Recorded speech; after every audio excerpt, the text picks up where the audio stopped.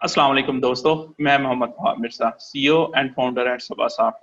आज जो मेरे साथ मेहमान बैठे हैं, मुसद्दक रियाज साहब। मुसद्दक रियाज साहब ने माशाल्लाह जो है मेरे बैचमेट रहे हैं। एज सच जो है स्टडी जो है हमने इकट्ठे नहीं की है, डिफरेंट स्कूल से की, लेकिन जो है वो थ्रू आउट जो सेम क्लासेस में ही जो है परस्यू करते रहे हैं। तो अभी जो है वो करंटली एज एन ईओ जो है वो नारोवाल में जो है सर्व कर रहे हैं।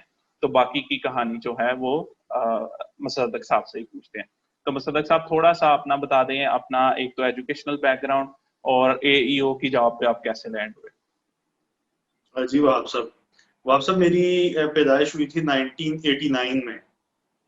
उसके बाद कोई 4 साल के बाद हम यहाँ नारोल शिफ्ट हो गए। तो मेरी जो थ्रू आउट स्कूलिंग है वो नारोल पब्लिक स्कूल नारोल की है। तो मैट्रिक वहां से मैंने किया था 2005 में। तो मैट्रिक में अच्छे नंबर थे मेरे। उसकी बुनियाद पे मुझे एफएससी में दाखिला मिला, जीसी लाहौर में। एफएससी प्री मेडिकल के साथ की। तो नंबर इतने शानदार नहीं थे कि एमबीबीएस में दाखिला मिलता। तो इसका मुझे पहले से दराग था। तो इसलिए मैंने एम कैट की ना तैयारी की, ना मैंने उसका टेस्ट दिया। उसके बाद फिर मेरा रुझान था शायरी के साथ और उर्दू अदब के साथ, क्योंकि अबू पीएचडी उर्दू थे। उर्दू की किताबें घर में भी पढ़ी हुई थी। तो मेरा दिल था कि मैं बीए ऑनर्स करता उर्दू में। लिहाजा मैंने फॉर्म जमा करवाया दाखिले का जीसी लाहौर में ही। लेकिन अब्बा जी जिद थे कि बी ऑनर्स जरूर करो, लेकिन करो अंग्रेजी में। तो उन्होंने अपने तौर पे एक दाखिला फॉर्म अंग्रेजी का जमा करवा दिया। उर्दू में मेरा दाखिला हो गया। मैंने दाखिला फीस को 8,000 या 9,000 की मैंने जमा करवा दी। और उर्दू में मेरा पहला नंबर था मेरिट लिस्ट में। लेकिन बाद में अब्बा जी ने कहा नहीं, आपने जो है वो अंग्रेजी अदब भी पढ़ना है। तो बाद में दूसरी या शायद तीसरी, अपनी याद नहीं, शायद दूसरी लिस्ट थी जिसमें मेरा नाम आया। तो फिर बी ऑनर्स अंग्रेजी में मैंने कन्वर्ट कर लिया उर्दू वाले को। वहां से 4 साल के बाद 2011 में फार्म तहसील हुआ। और फिर कुछ 6 महीने का गैप रहा। उसके बाद मैंने एमफिल में दाखिला लिया, जीसी फैसलाबाद में। अभी मैं एमफिल कर रहा था कि जॉब हो गई मेरी बतौर एसएसटी। तो यहाँ पे गांव है नौनार, गवर्नमेंट हाई स्कूल नौनार, इस्लामी हाई स्कूल नौनार में। मैंने कोई 2.5 पौने 3 साल वहां पे सर्व किया। फिर उसके बाद एनटीएस ने टेस्ट लिया एईओस की भर्ती के लिए। तो 2016 में, जुलाई 2016 में मैं बतौर एईओ नारवल आ गया। उसके बाद से फिर एईओ के तौर पे काम कर रहा हूँ अभी तक। कोई 3 साढ़े 3 साल, ये शायद 4 साल हो गए हैं। 4 साल से भी ज्यादा कर्सा हो गया बतौर एईओ मुझे नारवल। माशाल्लाह माशाल्लाह माशाल्लाह। मतलब साहब मेरा सबसे पहला क्वेश्चन इधर से बनता है कि जो है जैसे जो है पुलिस में जो है एएसआई है, एएसआई के बाद एसएचओ है, सो इसी तरह जो है टीचर्स की रैंकिंग में मतलब एईओ के बाद या पहले कुछ होता है, या मतलब एईओ की जो है वो एक बजाते खुद जो है वो होता है। जैसे आपने कहा कि मैं 4 साल से जो है वो आपने ना आपने एएसआई और सब इंस्पेक्टर की बात करके ना मुझे याद करवाया है कि जो पहले मरकज होते थे ना एईओ के पास, उसकी हदूद जो है वो थाने की हदूद की तरह होती थी। मिसाल के तौर पे थाना शाह गरीब है, जितनी उसकी हद है ना, उतनी शाह गरीब मरकज की हद होगी। तो पहले ये था।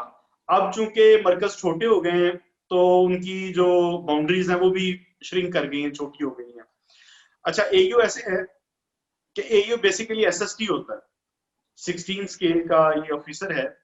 और ये एसएसटी के मतवाजी है। पहले ये होता था कि जो एसएसटी आर्ट्स के थे, उनको अपनी मर्जी से अपॉइंटिंग अथॉरिटी या किसी सिफारिश पे एयू लगा दिया जाता था। तब एयू की तादाद कम थी और सिफारिश ज्यादा होती थी। अब उन्होंने इसे महकमाना तौर पे एक कंपटीशन का इम्तिहान मुनक्कद करवाया एनटीएस के जरिए से 2016 में पहली दफा ये समझ लें कि उन्होंने एक क्राइटेरिया मुकर्रर कर दिया कि जो बंदा ये टेस्ट क्लियर करेगा वो एयू आएगा। तो 2016 में जो एसएसटीज थे, 16वें स्केल वाले, वो एयू के तौर पे आए। उसके बाद जो वो लोग जिन्होंने टेस्ट क्लियर कर लिया, बेशक वो एसएसटी थे, बेशक वो टीचर थे, और हत्ता कि वो लोग जो टीचर नहीं थे वो भी एईओ के तौर पे यहाँ पे आए। अब एईओ के ऊपर जो पोस्ट है वो डेप्टी डीओ की है। और डेप्यूटी डीओ पूरी तहसील के मामला देखता है, लेकिन सिर्फ एलिमेंट्री और प्राइमरी स्कूलों की हद तक। एईओ मेल और फीमेल भी होते हैं। यूं समझ लें कि तहसील को दो हिस्सों में डिवाइड किया होता है, एक मेल साइड, दूसरी फीमेल साइड। एक डेप्यूटी मेल साइड पे होती है, एक फीमेल साइड पे होती है। जो फीमेल साइड वाली है वो फीमेल के स्कूल देखती है, जो मेल साइड वाला डेप्यूटी है वो मेल स्कूलों को देखता है। अच्छा, इससे ऊपर जिले का सरबराह होता है जिसे हम डीईओ कहते हैं। वो जो डीईओ एलिमेंट्री और प्राइमरी स्कूलों को डील करता है उसे हम डीईओ एलिमेंट्री कहते हैं। उसी तरह से तफरीक है मेल फीमेल की, एक मेल डीईओ होता है, एक फीमेल डीईओ होता है। उससे ऊपर जो है वो सीईओ होता है, जो पूरे जिले का तालीम का सरबराह होता है। तो यूं कह लें कि सीईओ से नीचे डीईओ है, डीईओ से नीचे डेप्यूटी डीईओ है, डेप्यूटी डीईओ से नीचे एईओ है, और इसके नीचे प्राइमरी और एलिमेंट्री स्कूल्स हैं और उनमें काम करने वाले टीचर्स हैं। ठीक ठीक, सही सही है, माशाल्लाह आपने बड़ा अच्छा एलेबोरेट कर दिया। अच्छा, सबसे पहले चूंकि जो ये वीडियो है वो रिलेटेड है कि आप कैसे एज एन एईओ जो है सर्व कर सकते हैं, तो सबसे पहले तो हमें जॉब्स का पता कैसे चलेगा मुसद्दक साहब के जो है कि जॉब्स कब आई हैं और किस पोर्टल पे आती हैं इनकी जॉब? स्कूल एजुकेशन डिपार्टमेंट की जो जॉब्स हैं वो एडवर्टाइज होती हैं अखबारों में। जो हमारे कौमी अखबार हैं ना, जिनमें जंग है, नवाए वक्त है, इनमें इश्तिहार आता है।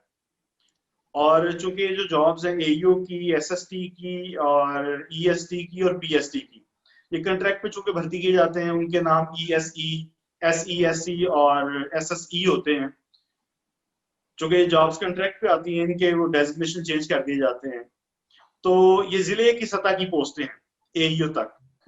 तो ये जिले का जो सरबराह है, डीसी या सीईओ, वो अखबार में इश्तिहार देता है, तो अखबार से पता चल सकता है।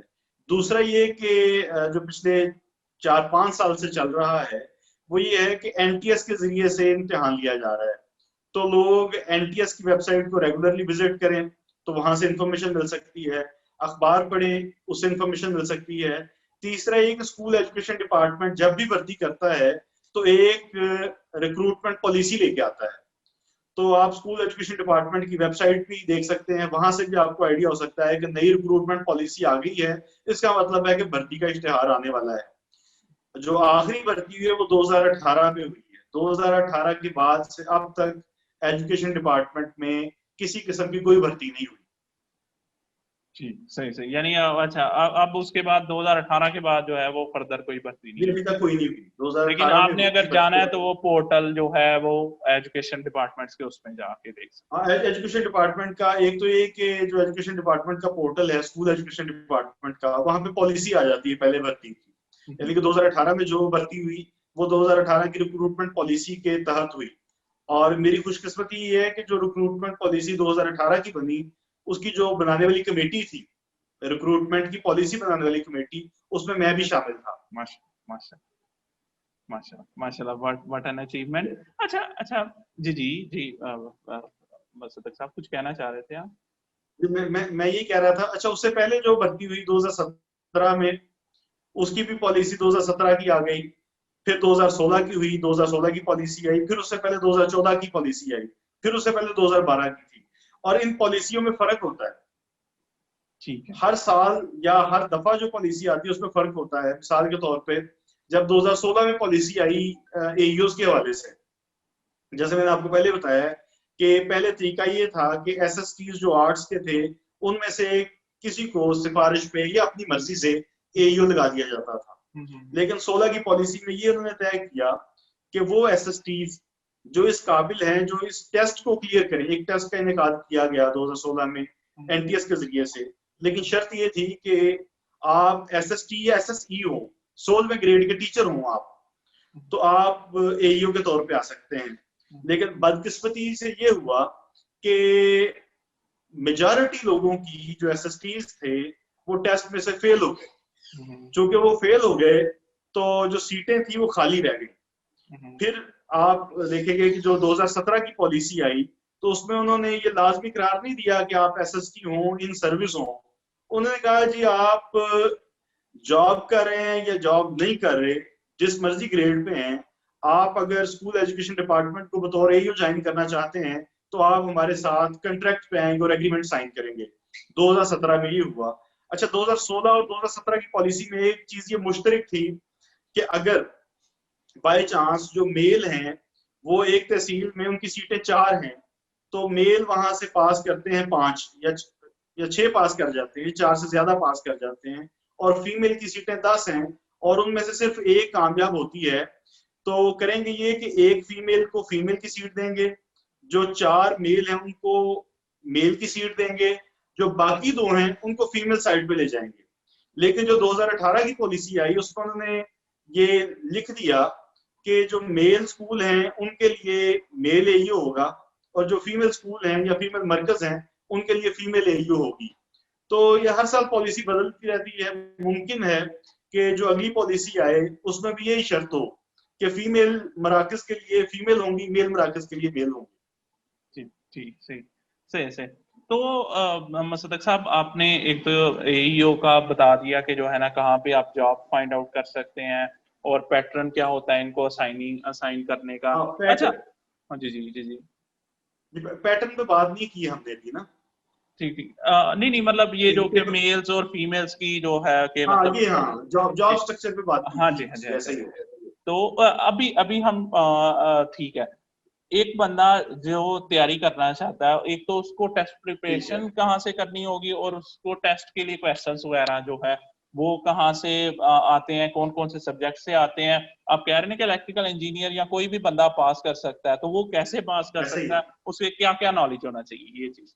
अच्छा, हैरानकुन बात ये है कि 2016 के बाद जो 2 दफा भर्ती हुई है उसमें ज्यादातर जो तादाद है वो एग्रीकल्चर वालों की, इंजीनियर्स की, और हता के जो ये है ना हमारे डीवीएम वाले, वो भी एप्लीकेंट थे ठीक है। एयू बनने के लिए। और एप्लीकेंट क्या, बल्कि उन्होंने टेस्ट क्लियर किया। ज्यादा तादाद में जिन लोगों ने टेस्ट क्लियर किया उनमें एग्रीकल्चर और ये इंजीनियरिंग सेक्टर वाले लोग थे। ठीक है। अच्छा, जो 2016 वाला टेस्ट था ना, चूंकि वो डिपार्टमेंटल था कि डिपार्टमेंट ने एसएसटीज को इनवाइट किया कि आप अगर कहाँ हैं, आपको ख्वाहिश है ईओ बनने की, तो टेस्ट दें। अच्छा, उसमें सारे डिपार्टमेंटल सवाल थे।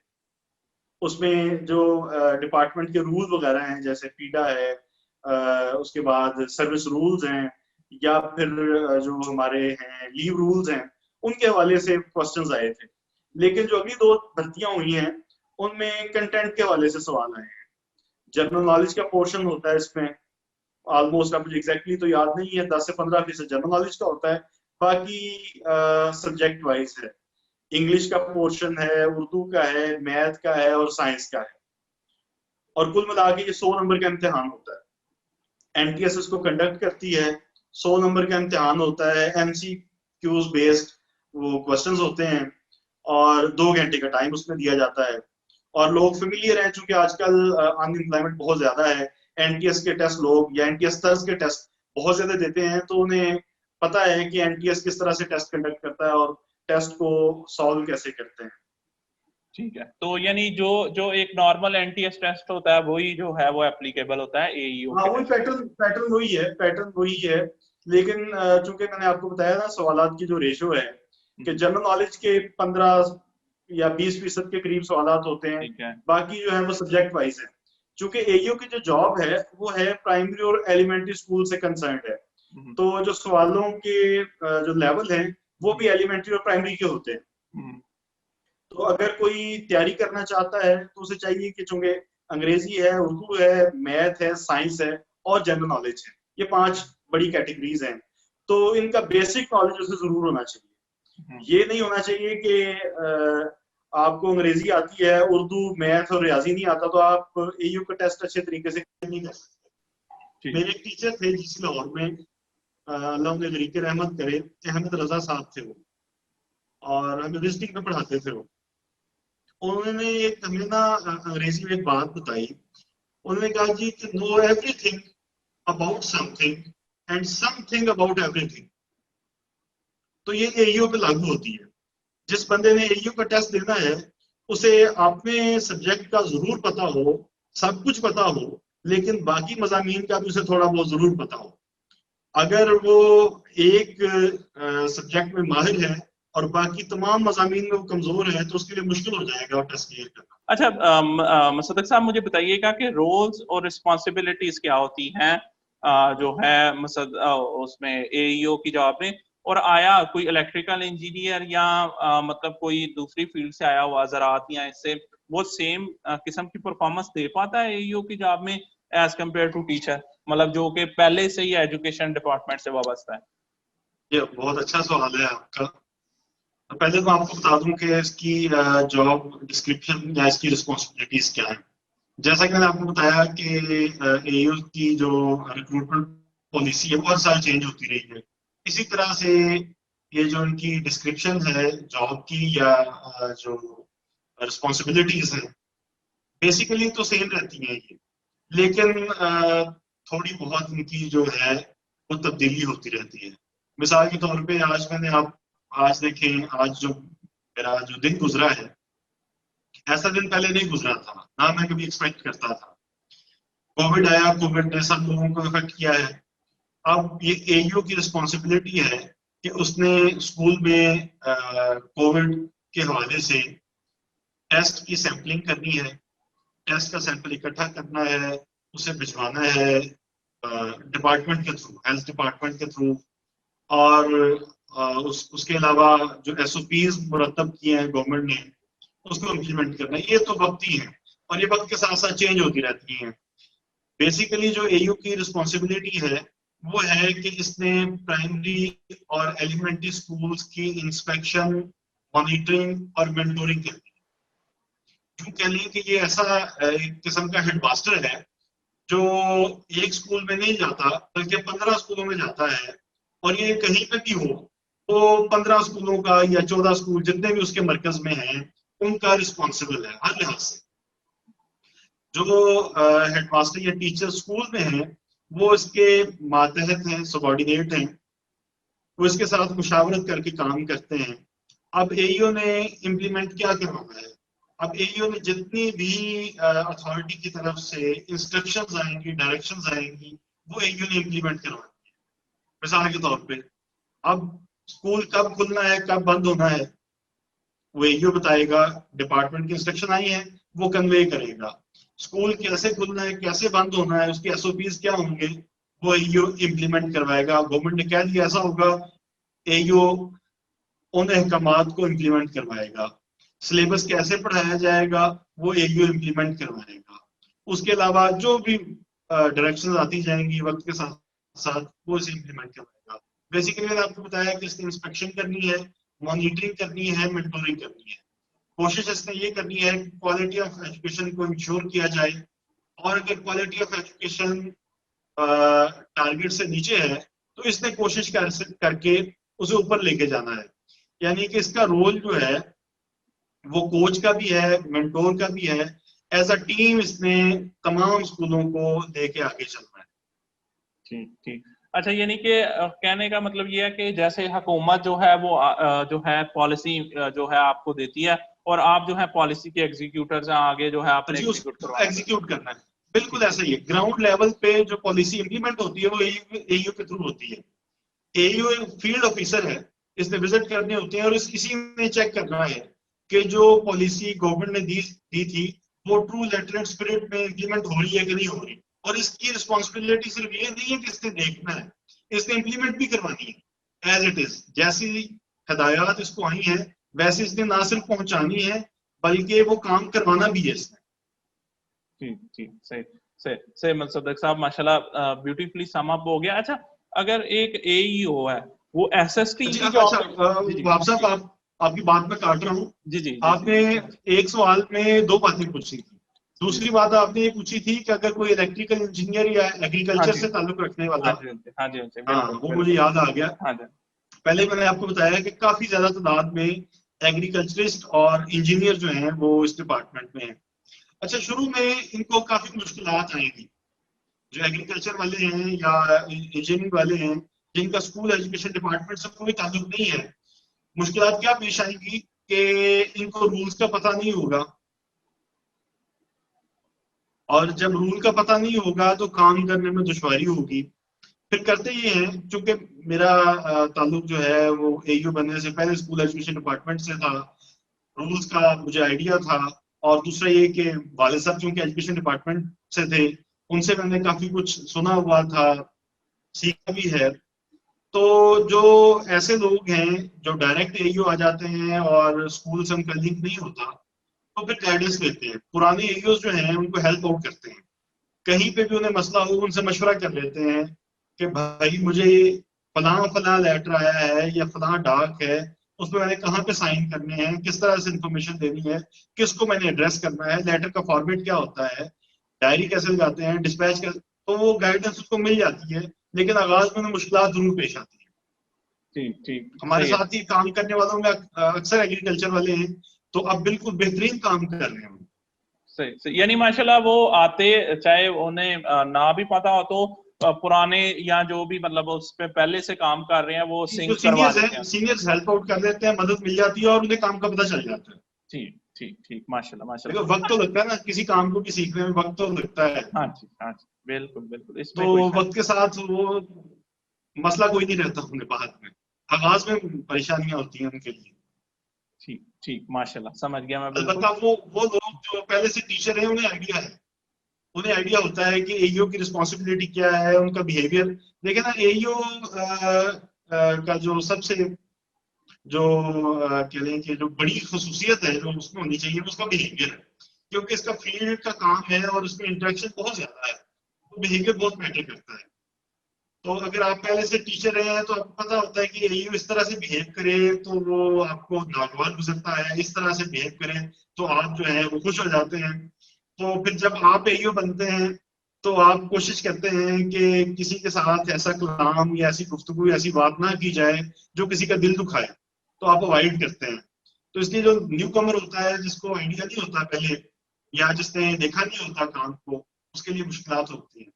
चूंकि मेरा ताल्लुक हाई स्कूल से था तो मुझे भी आगाज में बहुत ज्यादा मुश्किल पेश आई, क्योंकि मैंने हाई स्कूल में जॉब की थी, और जो एयू है उसका ताल्लुक हाई स्कूल से तो खत्म नहीं है, एलिमेंट्री और प्राइमरी से है। तो मुझे आइडिया नहीं था कि प्राइमरी स्कूल और एलिमेंट्री स्कूल कैसे चलते हैं। हाई स्कूल का तो आइडिया था कि वहाँ पे हेडमास्टर होता है, एसएसटीज होते हैं, वहाँ पे क्लर्क होता है। तो प्राइमरी स्कूलों में तो क्लर्क नहीं होता, और कुछ प्राइमरी स्कूल तो ऐसे हैं जहाँ पे चौकीदार या फिर स्वीपर भी नहीं होता। तो मेरे लिए भी चंद एक महीने जो है वो मुश्किल कह लें, या यूं कह लें कि एडजस्ट होने में मुझे भी टाइम लगा।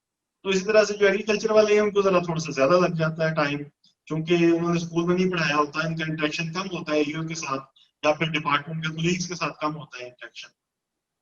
लेकिन ओवरऑल बहरहाल जी जी वक्त के साथ साथ वो काम ठीक करते हैं, सीख जाते हैं, इतना मुश्किल काम नहीं है।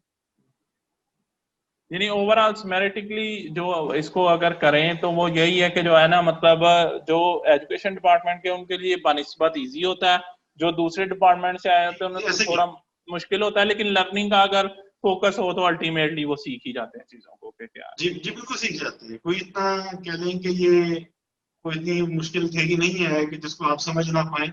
आसान काम, रॉकेट साइंस कोई नहीं है ये, जी काम जी, करना है आसान है। जो जो बच्चे स्कूलों कॉलेजों में पढ़ के आए हैं उनके लिए सीखना कोई मुश्किल काम नहीं है।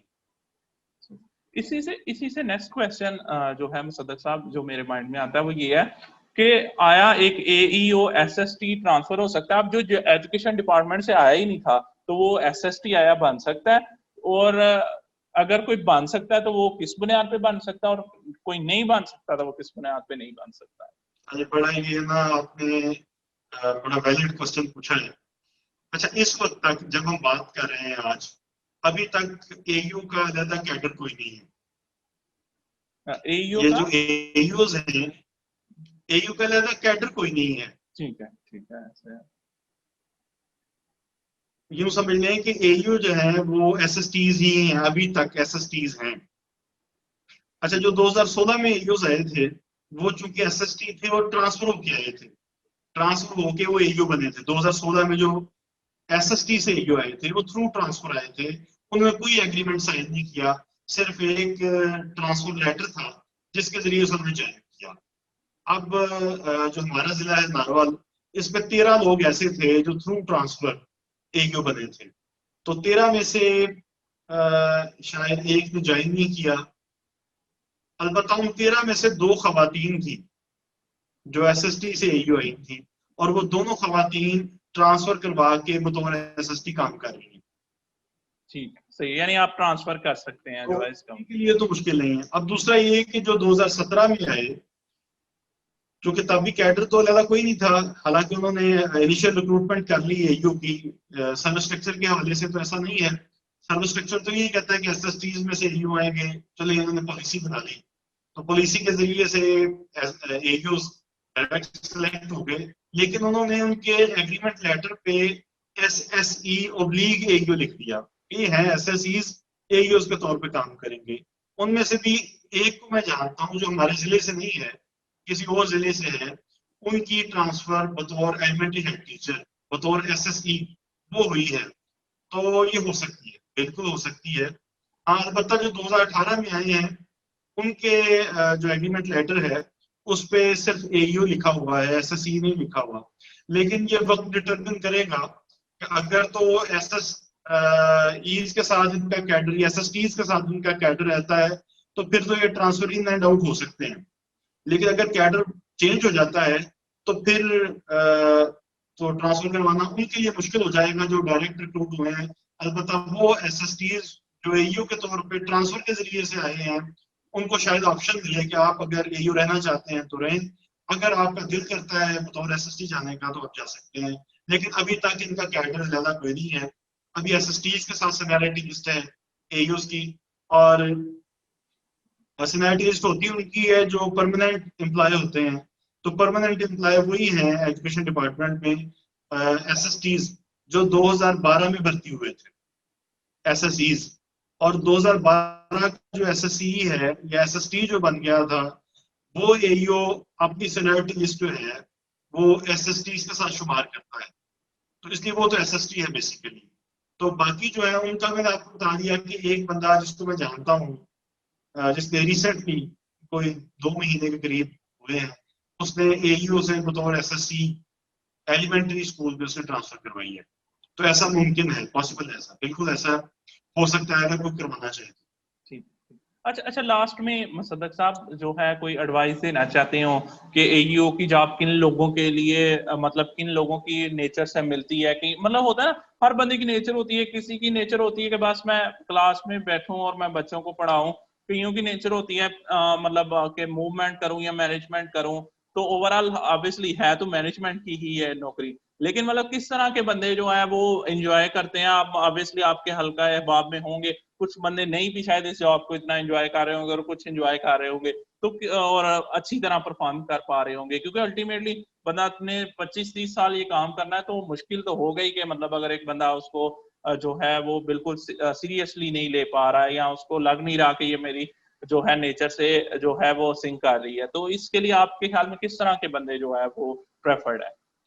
जी वहाब साहब, अच्छा इसमें ये है कि चूंकि ये जॉब फील्ड की है तो फील्ड में इंटरेक्शन बहुत ज्यादा होता है आपके लोगों के साथ। तो जो बंदे सोशल हैं उनको ये जॉब अट्रैक्ट करती है। जो एंटी सोशल हैं उनके लिए तो ये अजाब है, जॉब नहीं है। अगर आप किसी के साथ अच्छे तरीके से डील कर सकते हैं तो फिर तो आपको इस जॉब में सुकून मिलेगा।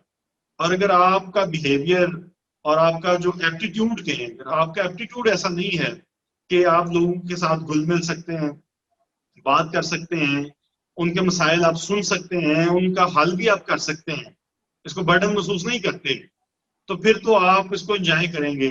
अगर आपका एप्टीट्यूड इससे उल्ट है कि अगर आप किसी दूसरे की पेन को महसूस नहीं कर सकते, किसी दूसरे का दर्द सुन नहीं सकते, उसका मदावा नहीं कर सकते, तो फिर आप ये जॉब लॉन्ग रन कंटिन्यू नहीं कर सकते, आपको ये बर्डन महसूस होगा। तो इसलिए वो लोग जिनका एटीट्यूड है ऐसा, जो दूसरों के साथ कॉपरेट कर सकते हैं, उनको वक्त दे सकते हैं, और दूसरा हरदम तैयार रह सकते हैं।